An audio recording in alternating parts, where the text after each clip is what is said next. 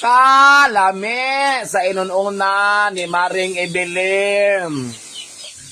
So karon mga Maring, magtimpla taog inununan ang specialty ni Maring Evelyn. Para kuno mo lami, botangan ni mo daghang adji na mo to, bitsin o sa kakomkom, asin o sa kakomkom.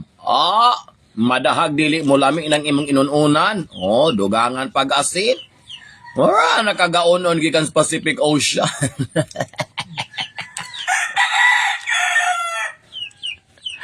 Lami kayo ni ron mga Maring. Muna siya gitawag natog inununan nga pinobre lang. Gamay lang na Maring kay nag-request ko ni Maring Evelyn na magluto og inununan kay gimingaw ko og inununan mga Maring. So lahi ni si Maring Evelyn magluto og inununan kay sa gamay nga bowl iyan na daan ng timplahan. Usa niya ibutang sa kalaha dayong mikos-mikoson. Kinahanglang kinamoton na mga Maring para organic ang kalami. Sagol ba mga titulo sa yuta nga nahulog ikan sa kuko? Po'y manok galong kaayon na. Ma'am ni karon, gikan sa inununan, mahimo nilong nilat ang manok. Hinay-hinay di hanok. Yaw-yaw ta diri, apil-apil po ka. Basta kay tablag og karon aning lagkawa. Taklo ba na nimo mga Maring para dili kakita ang silingan nga among sudan inununan para magtuo silang among sudan humba gihapon. Glitchon di kan sa kumbira. Hindi ba mga manok nagpapahiwatig maihaw ganang alingasa kay mga manok ka. Sa mga pila ka na ka minutos Maring Evelyn usa na maluto. Mga 30 minutos. Okay, ato maayuhon po bukal. Pabukalon din nagmaayo. 10 minutos. Gusto ka lang. Pwede pa din usa ka minutos pero half cook. Ay dali nang maluto dire sa among adapogan mga Maring kay sakto kay nagsugnod si Maring Evelyn. Makuha na nag 15 minutos. Pas-pas kay ng kalayo, dagko kay ning goo dire. Hansa ka nagdaghan kay kahoy, madahag di na mo bukal ro. Ay, nako mga Maring. Singon ana rami mag-inununan mga Maring. Dili pareho ang inyong inununan nga special kay mga tanam.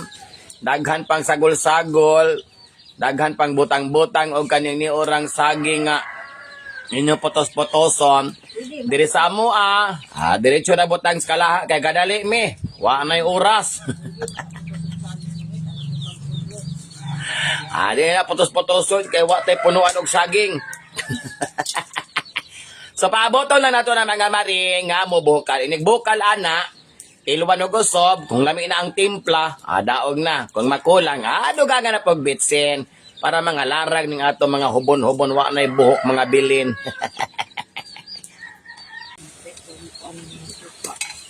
Dali ra kay niluspad ning mga isda mga Maring kay tanawa po ng kalayo.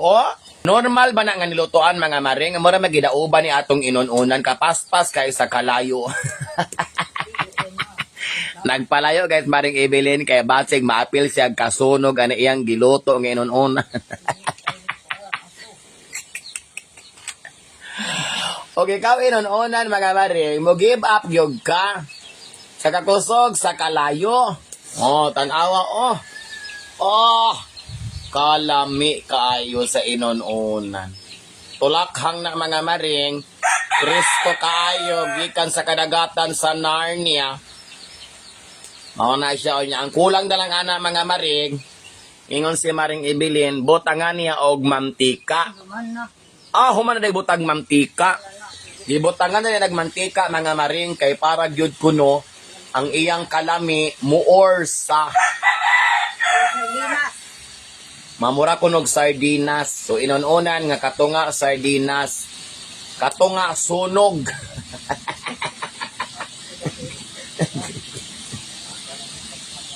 Ay, nako mga Maring. So yun ana na mga Maring. Nigahi na mga Maring. Namuro nag-espalto.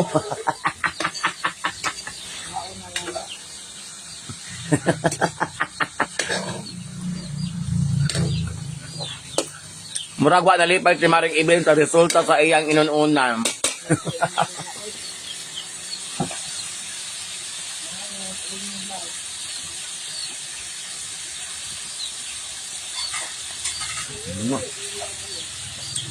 Luto na dayon.